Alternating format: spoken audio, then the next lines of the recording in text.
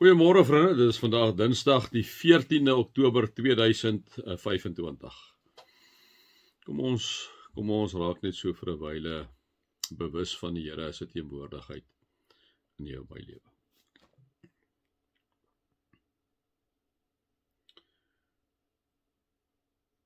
Heilige Gees, baie dankie dat ons dag kan begin in U woord.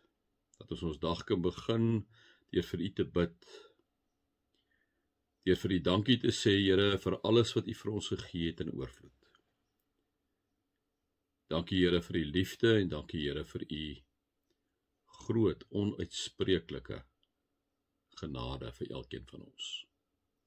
Amen. Vriende, mag daar vir julle genade en vrede en oorvloed wees, omdat julle God ken, Jesus ken en die Heilige Gees ken.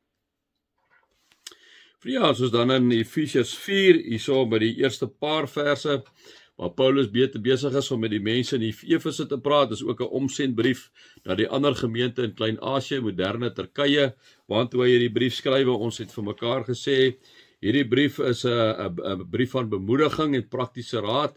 Dit gaan nie hierso om 'n dwaalleer of verkeerde praktyke reg te stel nie. So dit is sommer 'n algemene brief wat Paulus vir die kinders van die Here uitstuur, né?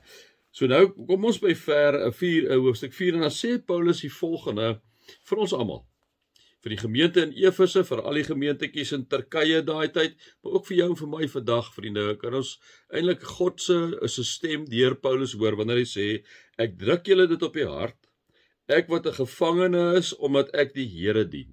Kom definieer dit baie mooi. Hy kom sê, hy is 'n gevangene, omdat hy die Here dien. Hy is nie sommer net 'n gevangene nie, hy het nie droog gemaak nie, hy is 'n gevangene, omdat hy die Here dien. En dan sê hy, dubbelpunt.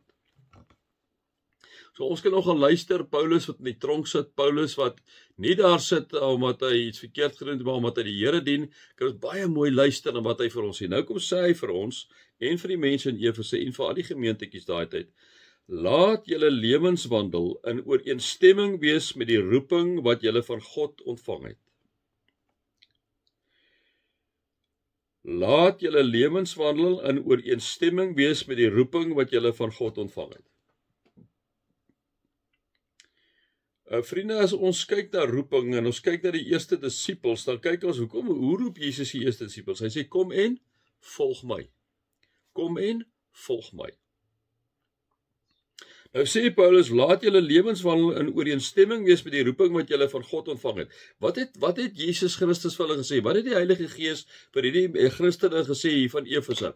Hy het gesê, kom en volg my, neem my aan. En hulle was heidene gewees, hulle het tot bekering gekom, hulle het vir Jesus aangeneem. En nou kom sê hy, hoor hierso julle wat vir Jesus aangeneem het, ek wat die Here dien, daarom sit ek in die tronk om sê vir julle, dit wat julle doen, laat julle lewenswandel moet so wees, dat dit vir ander mense sal wys, dat julle geroep is om in die voetspore van Jesus Christus te volg.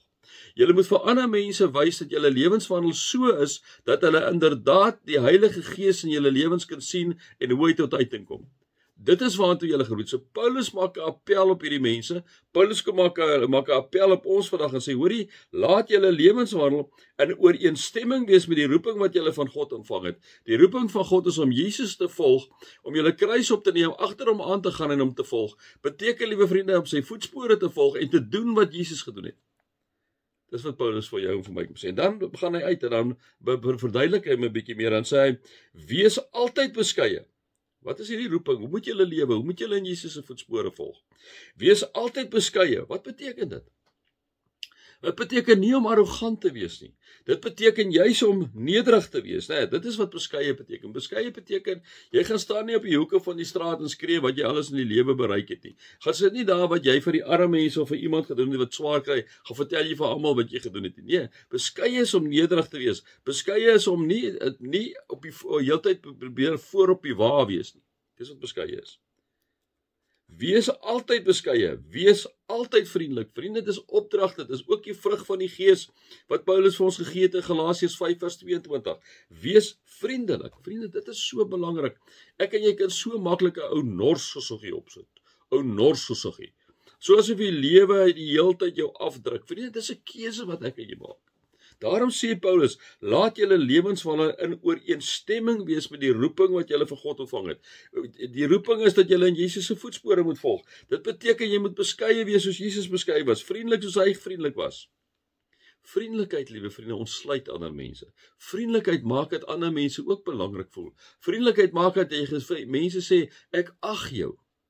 Dit is so maklik om vriendelik te wees. Ek dink is bitter moeilik om onvriendelik te wees, né? Wees vriendelik. So hy sê, laat julle lewenswandel in ooreenstemming met God wees. Wees altyd beskeie, wees altyd vriendelik. Wees altyd geduldig, kom sê hy vir hierdie mense.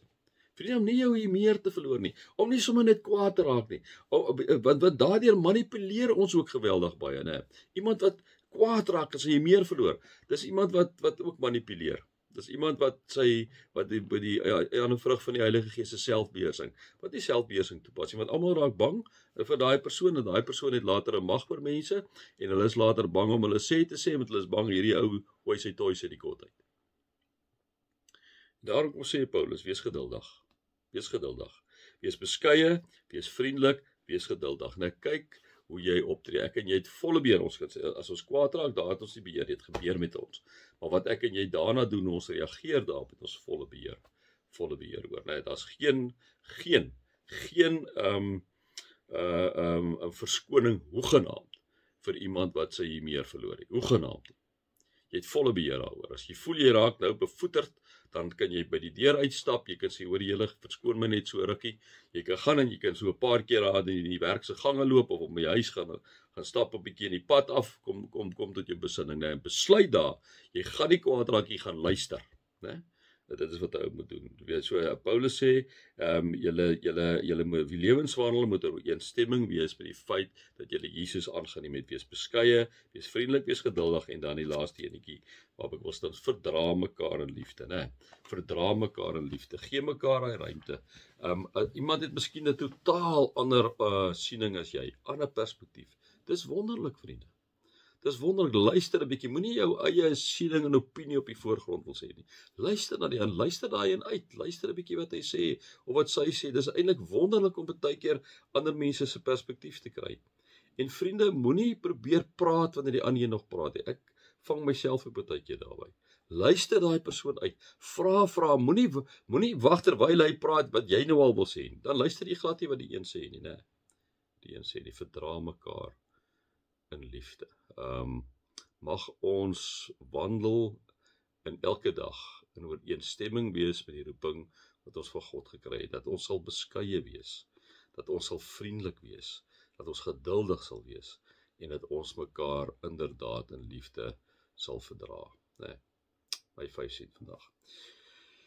Mag julle God se liefde ervaar, Jesus se genade ervaar, en die Heilige Gees se teenwoordigheid ervaar.